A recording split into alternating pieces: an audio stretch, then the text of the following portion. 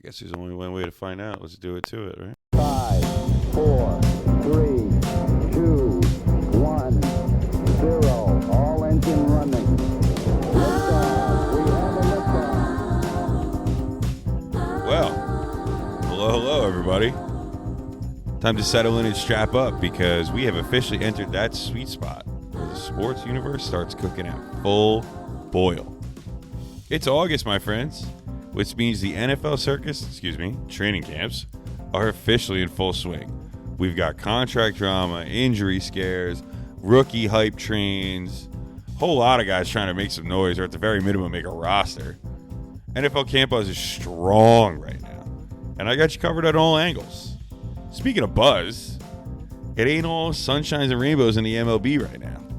Aaron Judge has officially hit the IL with a flexor strain and was having trouble gripping a bat. Uh-oh. Yankee fans everywhere slide into full-blown crisis mode. And if that wasn't enough, I got Guardians All-Star closer Emmanuel Clase deciding that gambling on balls and strikes was a great way to spice up the season. Because I guess apparently throwing 100-mile-per-hour heat isn't throwing enough on his own. MLB is definitely not happy about that one. And while we're on it too, the MLB trade deadline has officially come and gone. And I've got all your favorite teams' moves. Who got better, who got fleeced, who bolstered their roster enough to make a deep October run. Keep your heads on a swivel, ladies and gentlemen. There is plenty to dive into. And finally, gearing you up week by week, I've got some more fantasy football takes for you loyal listeners out there. Every week until the big show, I'll give you some gems to keep you just ahead of the pack. And this week, I've got some players you absolutely need to have on your roster, and others you want to steer clear of, like airport sushi. Loaded show this week. So grab yourself a beverage, kick back, and let's dive right into episode 24 of Rice on the Mics. Tranquility Base here. The Eagle has landed. So yeah, we are officially back in it. The NFL circus has rolled right back into town. Camps are live, the pads are thumping, and reporters are practically sprinting between field tents trying to track down the next soft tissue injury or holdout whisper. So let's not waste any time. Chaos is here, and I've got plenty to sift through this week. And we're going to start where you don't think. We're going to start down in Dallas. The Cowboys are dropping faster than a Tony Romo lead nowadays. Their starting guard, Rob Jones, fractured his neck day one of camp. He's out 2 to 3 months. That's great. Then, first-round pick Tyler Guyton, well, he thought he had an ACL tear. Nope, just turns out he fractured his knee. So he's gone 4 to 6 weeks. And the secondary doesn't escape the injury bug either. Corner Kalen Carson, yep, hyperextended knee. Just add him to the growing list of injured Cowboys. I don't know what to do. I don't know what the chefs are putting on the table for family meal, but at this rate, Jerry Jones might end up calling like DeMarco Murray and Rolando McClain just to fill out some practice squad slots. Oh, and by the way, let's not forget to mention their prime jewel on defense, Michael Parsons. Still has no contract, still hasn't practiced at camp, doing his hold-in. And the Cowboys brass are saying that, oh, they're not worried. Right. Okay. Yeah, until he sneezes too hard and he finds his name on the ESPN ticker. I mean, get it done. Pay your boy. Without him, your defense is shit. Meanwhile, in Cincinnati, Joe Burrow is finally entering training camp healthy. No limp, no brace, no limitations. Just a former MVP finalist and honestly the true kingslayer of Patrick Mahomes, slinging spirals like it's backyard football again. And that matters because the Bengals are trying to clean up the mess that was left behind by the defense's collapse the last couple of years. That's why Trey Hendrickson reporting mid-holdout is actually pretty massive for them. This man just led the league in sacks last year, 17.5, by the way. And they don't just want him on that wall, they need him on that wall. Now, whether the Bengals pony up or not is a completely different story, but his presence alone shifts the entire tone of that defense. I mean, this is still a unit trying to find itself after getting gashed and chunked all year last year. If they don't get that side of the ball fixed, Joe's clean bill of health it won't mean squat come December. I mean, Burrow played every game last year. He had his best statistical career year. Jamar Chase had the triple crown for receiving. They averaged 28 points per game, for God's sakes, and they barely finished over 500 at 9-8. I mean, if Joe Burrow ever does get a defense, this league is going to be in some serious trouble. You think the Mahomes dynasty was building. JB is that dude, okay? And maybe I'm a little biased because I am an LSU fan, so I do have a little skin in the game for JB. But I am a Jets fan, so I can't root for another AFC team. That's just how it goes. And speaking of the locals, let's move on. Starting with the Giants. Russell Wilson gets named the Week 1 starter, which no surprise there. But let me tell you right now, the buzz around Jackson Dart is growing louder and louder by the day. Look, the Giants, they want the Alex Smith to Patrick Mahomes handoff of the baton, and he taught him everything. But honestly, this kind of feels like it's going to be more like Kurt Warner keeping the seat warm for Eli. I mean, look, with how hard the schedule this year is for the Giants, which I don't know if you know, but just for the record, here's the first 8 games for the Giants, okay? Ready? At Washington, at Cowboys, Chiefs at home, Chargers at home, at Saints, Eagles at home, at Broncos, at Eagles. So, yeah, tell me where your wins are going to come from that gauntlet. And that's just the first 8 games. So, realistically, if Russ sputters, which going to be a tough schedule, and this new and improved and touted defense that just keeps telling the Giant fans, don't worry, the defense is going to be great, blah, blah, blah, blah, blah, it's going to hold its own. Well, if it can't hold its own, and let's say they're 2-6 by Halloween, look, don't be shocked or scared, no pun intended, if Dart gets tossed in early, just to see what they have in the kid. I will say, though, the saving grace, I think, for this team could be Cam Scatterbo. The rookie coming out of Arizona State, I don't want to say loudest surprises out of Giants camp, but he has shown that he is that guy that can hold his own. I mean, he's got power. He's got that quick burst. He's got great vision. He's a white dude, so he's got deceptive speed, as they like to say. In all seriousness, he's a true 3-down back, and Daboll has always loved the 3-down back. He's one of the few coaches that actually really doesn't tend to use a running back by committee approach. And Tyrone Tracy was basically handed the job last year, and he fumbled it away. So if that same trend continues and he impresses during preseason, do not be surprised if Scat gets this RB1 job. And honestly, he could be a league winner in your fantasy leagues if you get him at the right spot. I'm actually all over Cam Scatterbo. I think he's going to be a shining surprise for the Giants, and I think you're going to see a lot of his Scatterbo jerseys instead of the Barkley jerseys in the stands. Now it's time to get on my boys, though. Time to get on the gang green. Jets fans, breathe easy. Justin Fields is okay. The toe scare, well, it's already in the rearview mirror. He's back on the field. He's got like a steel-plated cleat thing. That's whatever. And he's leading 2-minute drills like nothing happened. That's what you love to see. Look, agreed, he's not 100% yet. But you wouldn't really know by the way he's moving around. And he's communicating with everybody. And look, we hope that he can find his home with us, how Baker found his home in Tampa. But that's not the big story. It's not just the promise and hope of Justin Fields. It's the promise and hope of the culture that is shifting. And you can feel it. If you're really paying attention, you can feel it. Head coach Aaron Glenn is putting his Parcells imprint on this goddamn franchise for once. Look, the golden rule is always that leadership trickles down, right?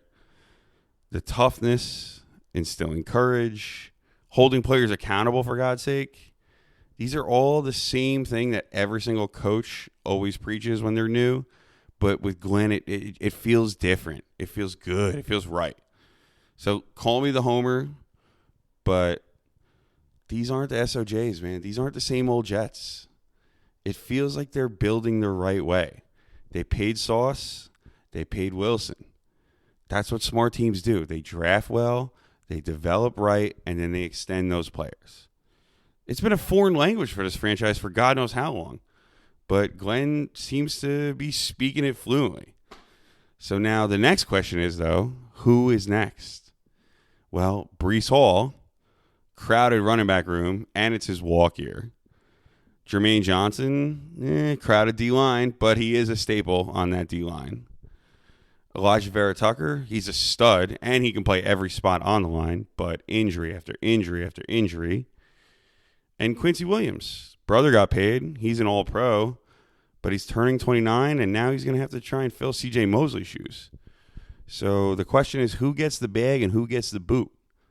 That's the Jets' next big culture test. Go out, try and compete for a wild card spot maybe. Just don't make a fool out of yourself and get better. But for now, stability, man, stability. If you're a Jets fan, that alone feels like winning the Super Bowl in July. I'll tell you that.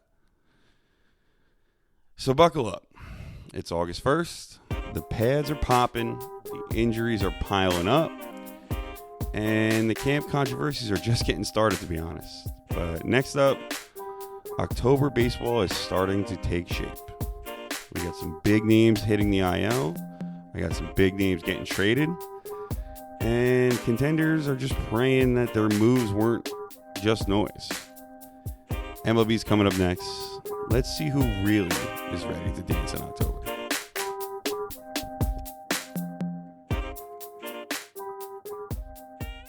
All right, New York baseball fans, let's take a deep collective breath and ask ourselves, are we doing okay? Because let's be honest, I'm not feeling too great about things right now. The Yankees just got swept. Yes, swept for the first time ever by the Marlins. Let that sink in for a second. The lowly, can't pitch, can barely hit, don't pay anyone, 3 games under 500, well, not anymore after the sweep, forgotten team of the NL East Miami Marlins. Okay, those Miami Marlins. The Yankees went out and did exactly what Brian Cashman loves to do, threw some bullpen arms at the problem. They snagged David Bendar, Camilo Doval, Jake Bird. Great, right? Problems are fixed? No, not exactly. Those shiny new relievers, they made their debut and they did something that I've never seen happen before in my life. All the years I've been watching baseball. All 3 of them came in and all 3 of them gave up a crooked number back to back to back. It was a disaster. Miami hung 13 on them in game 1. And the errors just continue to flow in from all different positions on the field. Stanton and Grisham tried their best to salvage it, I guess, with some home runs. But when your bullpen's giving up grand slams and multi-run innings, there's only so much that you can do. Game 2 wasn't any better either. It was a snooze fest, to be honest. Rookie Agustin Ramirez went deep twice, and that was all the scoring. The Yankees get shut out, and is another case of the home run or bust game from the Bronx Bombers. In Game 3, the triumphant and waited on return of Luis Hill finally gets on the bump, only to get lit up early. This guy was supposed to come back in May. It's August. Now he's back, and he's still getting killed. Kyle Stowers ends up putting the nail in the coffin, and they complete the sweep. Boone calls it gut check time. And honestly, though, Booney, might be time to start freshening up that resume. Might be soul check time for this team. Hell, even Jeter and A-Rod were piling on, questioning accountability. Yikes, man. No Judge, big fucking problem. And meanwhile, over in Queens, to be fair, the Mets aren't exactly rolling either. They dropped 2 or 3 to the Giants at Citi Field, and they slipped back behind Philly in the division race by half a game. They're going to be doing this dance back and forth, and they had the opportunity to pull ahead from them, but now they have such a tough schedule. It's going to be tough, man. Game 1, Dom Smith, yeah, remember him? Our boy, first baseman, until Pete Alonso came up. Comes back and haunts the old squad. Delivers a dagger in extras. We had him too, and we just, it's a good poke by him. Game 2, they bounce back. Pete Alonso hits his 250th career home run, which was a moonshot, by the way. And now he's only 3 away from the all-time franchise record, chasing Straw. But Lindor showed some life too, so things are starting to turn around. I swear, every time I looked up at that game, either Nimmo or Lindor or a combination of both were on base for Soto, and Soto and people took advantage of it. So as long as the hitting can stay good, we'll be all right. But Sunday was a different story, and it was a story that's been bothering us for a while. Devers wakes up out of his nap and he demolishes the pitching staff, which is the problem. Frankie Montas gets shelled again. What else is due? And suddenly the Mets now look vulnerable heading into August because they didn't get their starting pitcher from the deadline that they needed. Lindor's heating up a bit, and Alonso's chasing franchise records, so he's going to be swinging out of his shoes. But the bullpen has been the revolving door. And that sets us up perfectly to talk about the deadline because the Mets did exactly what they needed to do, grabbing not one, not two, but three top-tier bullpen arms. And the Yankees, well, they made some good bullpen moves, but honestly, it might not be what they needed to address in the first place. So to break this down even further, our usual guest, you know him very well, my brother Rob, joining us, break down some trade deadline winners, trade deadline losers, and all the drama in between. So Rob, let's dive in. Who's getting fitted for October, and who's going home empty-handed? It's again, both teams. It's everybody around the league. Who's getting fitted for October? Who's not? We can make fun of the Yankees. What they did, they shored up the defense, and somehow the defense killed them when they used the people they traded for, brought them in, and it screwed them in those games. We can look at the Mets. Mets started with the trade deadline. They made one of the first reliever trades. They brought in. Yeah, I really think the Mets set the market too. It was good. They went early, and they paid a decent enough big price. I think it kind of scared everybody else into having to make a big move. They did, and when everybody looked at it, they were like, oh, my God, Drew Gilbert. Oh, my God, Jose Butto. Oh, my God, Blade Tidwell. Everybody that wasn't in the Mets' future plans. And it's great because it's names. Names that pop. Exactly. Names that pop. But, again, Gilbert wasn't going to be in center for us in the future. Butto was on the next list to become DFA'd. If we didn't DFA him, we get nothing for him. We were able to include him on a trade. Names. It's funny you say the names too, because like, who did Cashman trade? Didn't they have like some third baseman that they kept touting? Well, we don't want to move him, and then what they got back from, they're like, yeah, we traded. Oh, but he was in the Max Fried deal, I think, wasn't he? Well, they signed Max Fried. I'm sorry, the Yankees traded some third baseman. Was it for the Belly trade? Or the goal? It might have been. Oh no! It was the Nestor Cortez. They traded Caleb Durbin for Nestor Cortez. They kept saying Durbin's going to take over for Torres. We don't got to re-sign Torres. And Durbin actually started like shit. And now over the past 2 months, he's crushing it on the Brewers, which is one of the best teams in the MLB. Well, that's the thing that we're talking about though. With like Drew Gilbert is this name that's been thrown around in the Mets forever. It's him and Jet Williams. Like who's going to go? Who's going to stay? Whatever. So by us moving Gilbert, it comes across as, oh, it's this big name. Now look, if he turns into PCA again, I'm gonna be fucking livid. He's not going to turn into PCA. And PCA was, we drafted him like 8th overall in the first round. Gilbert, we acquired for Verlander. Gilbert was the great prospect, but everybody said Clifford was going to be better. And I kept saying the past 2 weeks, you could back me up, I said, Gilbert is crushing AAA. The 1 week before the deadline, let's see what he has. And what was the pushback? Well, if he comes up, he stinks, you get rid of his trade value. But for the fact that we just traded him for a middle reliever, what trade value did he actually have? Could he have actually ruined it? No, I think it was perfect. And that kid coming out, he was part of the trade for the righty from San Francisco, right? Rogers, right? He was part of that trade. So he's a monster, by the way, against Philly and Atlanta. Not that Atlanta's really chasing us, but he owns Philly. I look at his career stats. Then they turn around and they go get the closer out of Cardinals, who, God, when I watched him, I knew he threw fast, but I'm watching him put up 102s. I'm like, oh, shit. It's a Hunter, and he's laughing. A Hunter is almost like the medium. The standard, right? Because then he threw 101, 102, and then he throws a 97 slider. 100 is a medium. So, so they make all those moves, which is great, and now everybody's scrambling for a bullpen. It's like when there's a run on tight ends in fantasy, and now everybody's snagging tight ends, and now I'm here just snagging Devontae Adams in the 5th round because everybody grabs fucking Kyle Pitts, you know? So that was able to get us Cedric Mullins for dirt cheap. And again, we made one of those first reliever trades, and then you look at the Phillies, which Everybody's like, oh, it's reactionary. We made a trade. Phillies made a trade. We made a trade. Phillies made a trade. But then the Phillies, when they got Duran, who is one of the most disgusting He is closers in the league, dirty. I can't he's knock him. disgusting. But the rest of their bullpen is trash anyway. But you also gave up Mick Abel, who, along with Andrew Painter, they have two great starting pitchers in their developmental. You got to give up one. And here's the thing. They had to give up something for a closer. We gave up nothing for a closer. We gave up Jesus Baez, who I'm one of the biggest Met fans around. Never Tidwell heard was the of other name him. in that trade too. Tidwell was the other name. Came up for spot starts, looked good, whatever. Anyway, keep going. But I'm sorry. we gave up Jesus Baez for Ryan Helsley. I've never heard of Jesus Baez. No. If you go through the Mets' top 10 prospects, I'll tell you where they went to high school, what they had for lunch yesterday. I'll tell you everything. Never heard of Jesus Baez. We got Ryan Helsley for Jesus Baez.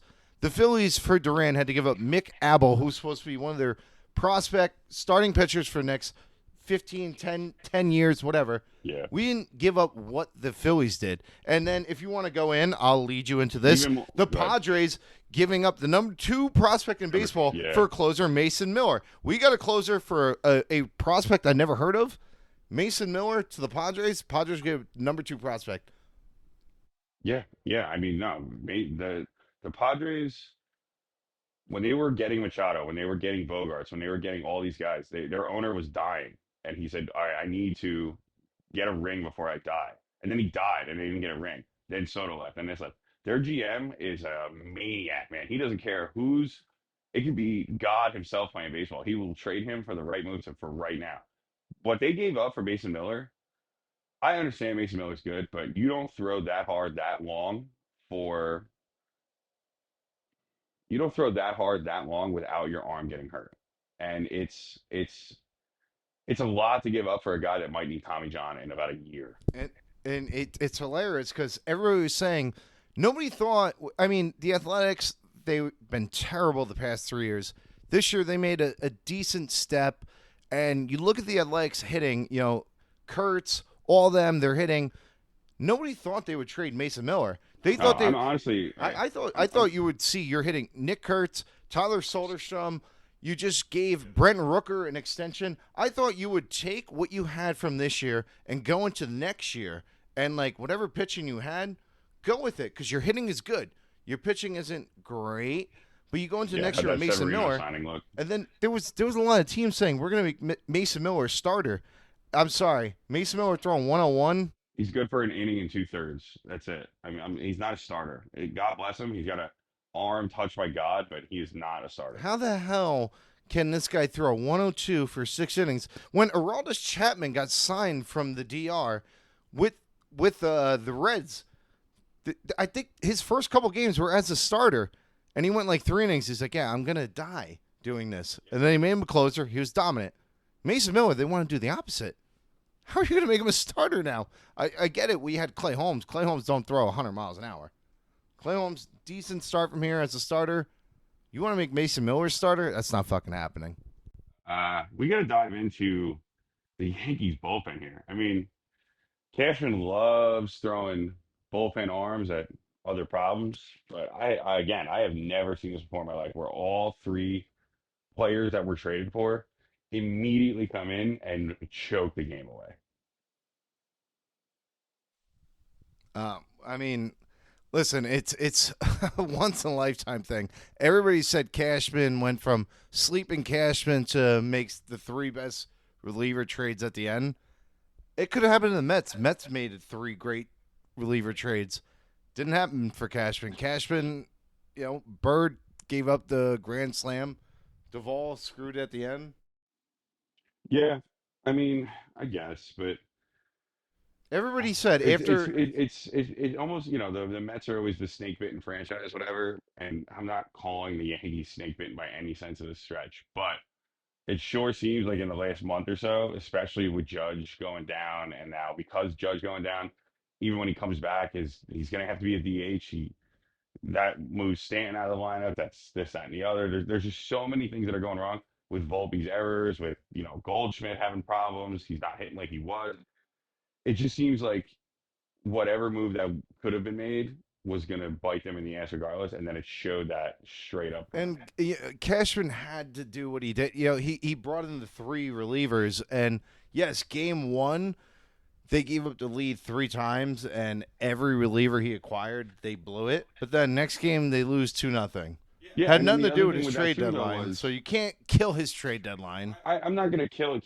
He did what he had to do. The other thing too, though, was that this is now a Boone thing too of like he goes, oh no, Devin Williams is still our closer, and then immediately in that game one doesn't bring in Devin Williams to close the game, doesn't whatever, and it's like you're taking away confidence from him too. It's the Yankees. The Yankees are in big trouble right now. Sometimes They fell to third in the division. Somehow Boston eliminates Devers and becomes better. Yeah, I would right. never. Those rookies that That's they not brought up on are good, anybody's man. bingo card. That's not even a free space, dude. Yeah, that's a good line. I don't know. Look, when the local teams are good, it's good for me, right? I can talk about success with them and this and the other, but when they're bad, it's also good for me. And I'm not just being a Yankee hater here.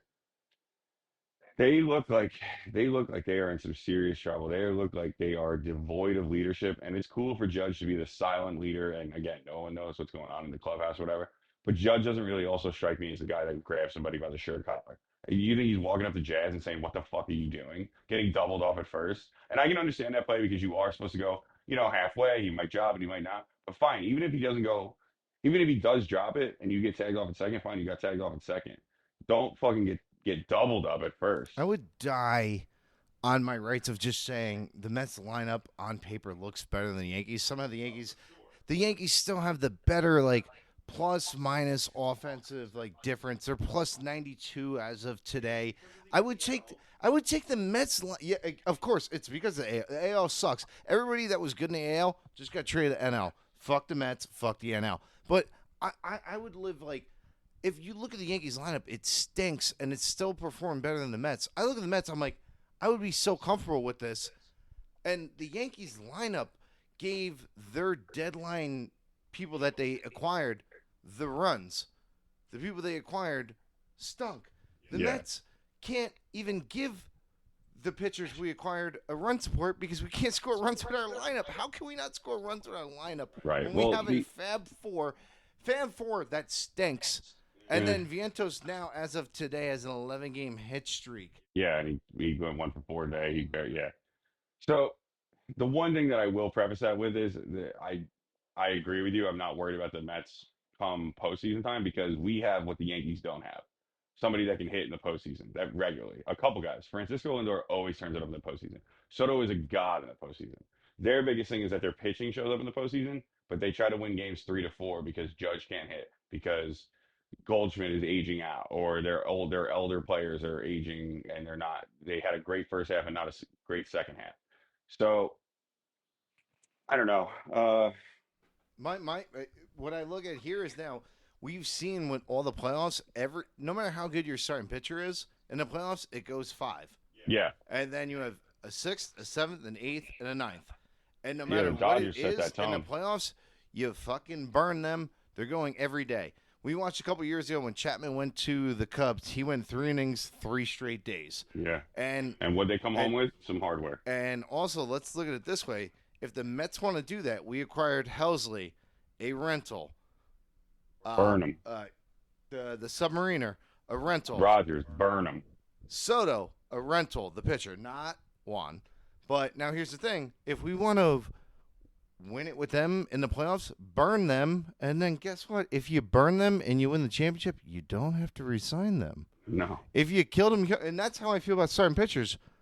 If a starting pitcher like Mizrowski, Skeens, throw 275 innings a year, I'm never going to re-sign you. I will never sign a pitcher. So many bullets in the gun. So Use now, these guys. So now dude. this is where the main point of when the Cubs acquired Chapman, when the Indians, now Guardians, acquired Andrew Miller, they burned them because they were rentals. Mets, I'm sorry, I don't know you personally, but kill Ryan Helsley. Pitch him every game. Pitch him every game. I don't care. Because if you're not here next year, I don't care. Yeah, agreed. All right, last thing we got to touch on. The Twins sold everybody except their 2 players that had any value at all, and they ended up fucking having to call up 8 minor leaguers for today's game. 8 minor leaguers. They had to call up a full roster. The Mets bring in Cedric Mullins. Only reason I love Mullins. The only thing against Mullins was Soto bats lefty, Nimmo bats lefty, Mullins bats lefty. Yeah, we're definitely lefty heavy. I wanted Buxton to either bat leadoff or bat fifth, sixth, whatever, steal bases, which our team is 89 out of 90, whatever. Oh God, and then really? And then even before the trade deadline, Bucks is like, I'm not going anywhere. I have a no trade clause. Would you have said that before a couple days ago where they traded 13 players? No, I don't think you're happy about being in Minnesota anymore. No. You didn't get traded. Everybody got traded but you and Joe Ryan. The only two people with value didn't get traded. Duval, yes, of course, value. Big and value. He's a hometown kid. He came up with them, and he's played a great career with them. So it's almost like the Padres keeping, whatever, excuse me, when they kept Tony Gwynn and they sold everybody else off, But yeah, I 100% agree with you. If I known you were gonna get rid of the whole goddamn team, I wouldn't have fucking been here. I would have waived my no trade. And you know what? Thanks for the memories. At least I could have helped maybe this franchise that I stuck with forever some help in the future. I mean, Jesus, and they weren't like what everybody was talking about. Like the Twins, they weren't they're not a good team this year, but they weren't like a bad team with all rentals. What we were going over was they traded people with years of control. Yeah. The closer had years of control. They traded 4 guys in their bullpen that had years of control. You didn't trade Joe Ryan, who had control, whatever, but you could have just sold Ty France again, expiring contract. Harrison Bader, expiring contract. You could trade them, but you traded 39% of your team. Crazy. It's so crazy to me. It's not like you had to go. They went into total rebuild when last year they were a good team. This year they were okay. They went into total rebuild when they're third in their division, and the Guardians stink, and the Royals are nothing great either, and they're like 6 out maybe, but that can literally change in a week. You went into total rebuild with probably a better record than the Angels that decided to buy. Yeah, come on, guys. So crazy. All right. Well, Rob, thanks for coming in, man. I really appreciate you breaking this down, man. It's always good to hear from you.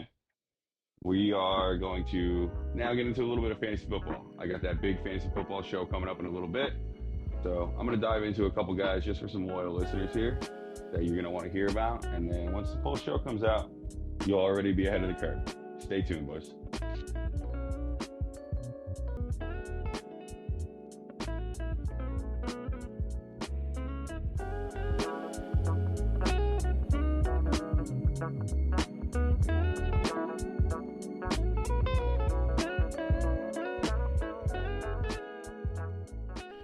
Ah, there it is. Can you hear the difference? How much better does that sound? Let's wrap this week up with a little fantasy football talk, shall we? Yeah, you can smell it in the air. It's August. Drafts are right around the corner. And if you want to bring home some hardware this year, you better start doing your homework now. I've been digging through some depth charts this week and came across a couple, maybe few hidden gems that might help you crush those rivals in your league, those guys that you just can't stand. So let's start with wide receivers first, because points are sexy, right? The first name on my board, and it's a name I've been on all offseason here, Tetratoa McMillan in Carolina. Rookie wideout, 8th overall pick. He's already penciled in to be Bryce Young's go-to guy because there's nobody else really over there. He's 6'5", big catch radius, got great hands, and he's a nasty route runner, too, on top of it. He was a monster in college. Remember how Jamar Chase, blew things up year one, and people were like, no way, who is this kid? Yeah, Tetratoa is going to be a household name. I think he's going to do the same. And look, I know Bryce Young is no Joe Burrow, but he's got legit wide receiver 1 upside, and you can snag him as your wide receiver 3 right now. That is league-winning value. Next stud on the list is Marvin Harrison Jr. Okay, dude has packed on muscle this offseason, and he hasn't sacrificed any speed.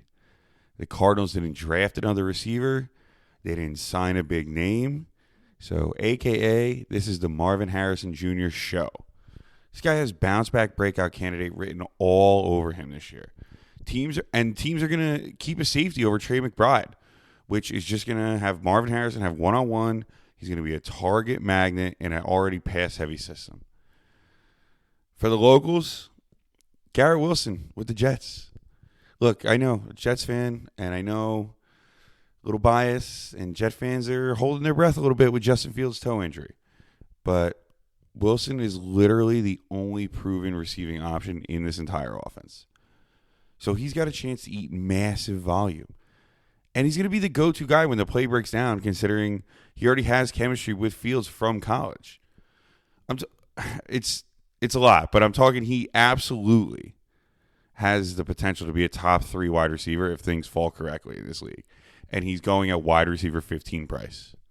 If you got the spot and it's your turn to pick, I highly recommend taking him. Now, just a couple other quick hitter, back of the pack maybe guys here. Drake London in Atlanta finally has a stable quarterback. Michael Penix seems to love him. That's great. Brian Thomas Jr., BTJ, another LSU kid. He's an absolute speedster, and as long as you can get the ball near him, he will catch it. And some older names not to forget about, Devontae Adams and Mike Evans. Both are still cooking, and they're both way undervalued still.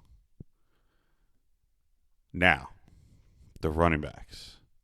They're a little bit different because everybody knows the big guys, right? Everybody knows the Saquons, the Derrick Henrys, the Jahmyr Gibbs. I mean, those are the no-brainers. Even Ashton Jeanty this year. I mean, he is a rookie, but he is probably going to go in first round, second rounds of some drafts just because the pure volume he's going to get with the Raiders. No. The player that you should be targeting in about maybe mid-round 2, even early round 3, Chase Brown. Just like Marvin Harrison, the Bengals didn't draft anybody else. And he's got the receiving skills to be a 3-down back. It also doesn't hurt that his backup is Samaje Perine. So I think he'll be pretty secure barring injury. But now if you're looking for an even later running back to target, I got my eyes on Pittsburgh's rookie Caleb Johnson. They drafted this kid to replace Najee Harris. He's a goal line monster, and the system is pretty much built for his style. Rodgers is definitely going to want to air it out all the time. But Tomlin loves a good ground and pound. And for a guy going that late, he could have some major upside. So there you go. There you have it. Little rapid-fire fantasy rundown. Loaded with a couple names that you're going to want to circle on your draft sheets. We will dive way deeper in the big fantasy football special coming in a couple weeks. I'm talking strength of schedules, average yards per carry, how players do in man versus zone, what the goal line percentage is, red zone percentage, everything you can think of.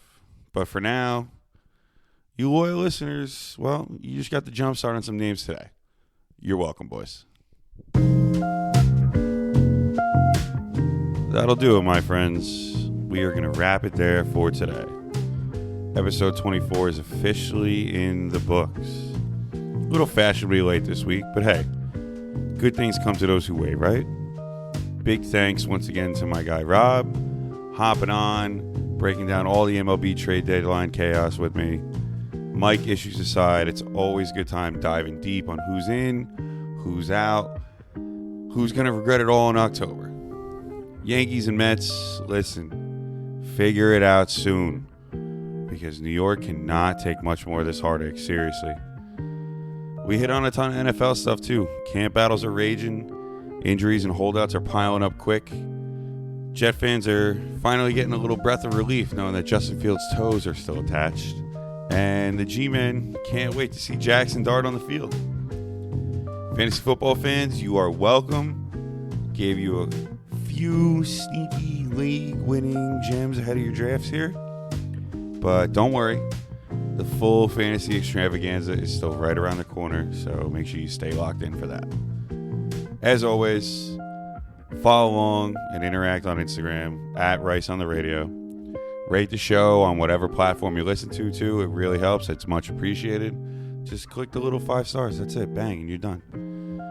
I'll have the polls and questions rolling out every Wednesday. DM me whenever you want, and feel free to send me a good meme.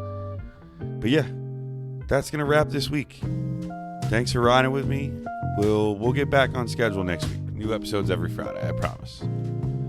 But to close, as always, remember to tell someone you love them and spread some good energy in this world. You'd be amazed what it'll do for you. I'm Ian Rice. This has been Rice on the Mics, and I'll catch you guys next week.